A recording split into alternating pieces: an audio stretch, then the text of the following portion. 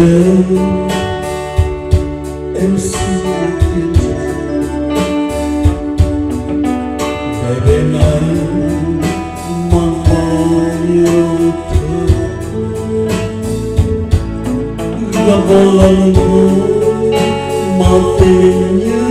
giấc mơ, gặp một lần thôi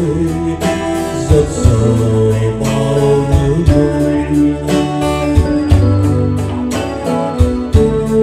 Một lần gặp em chợt đã yêu em, một lần bên em tình ngỡ như muôn đời. Đừng vội vã đi, hãy cho anh được nhìn em biết cho nhớ nhung với cả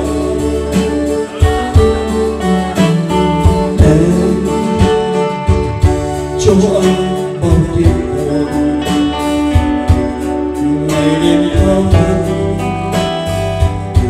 đôi tay ôm mong chờ